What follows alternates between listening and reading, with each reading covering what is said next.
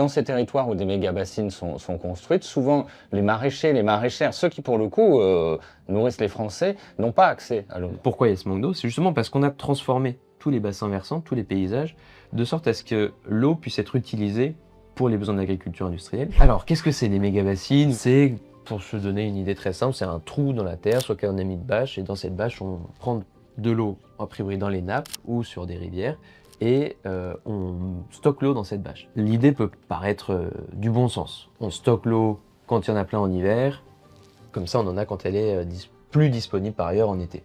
Pourquoi ça pose problème? Parce qu'en fait, en prélevant l'eau, elle ne bénéficie plus au reste du milieu. Elle est prélevée pour les seuls usages de l'agriculteur qui va l'utiliser. Ces méga-bassines, elles s'adressent le plus souvent à très peu en fait, d'agriculteurs et d'agricultrices, les plus productifs, les plus gros. Et en particulier, les producteurs de céréales, ils nourrissent pas en fait les Français et les Françaises. Il faut savoir deux choses.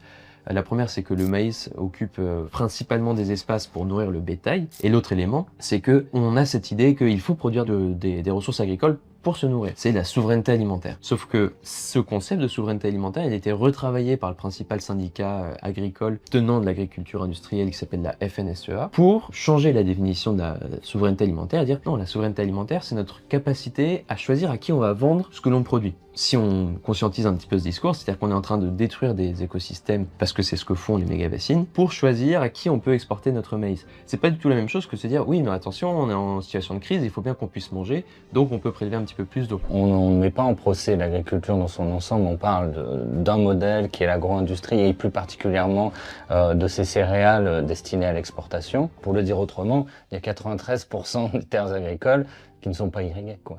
Et donc on arrive à cultiver sans eau ou avec peu d'eau. Donc il y a des leviers, il y a des pistes d'action aussi pour s'adapter de manière plus vertueuse.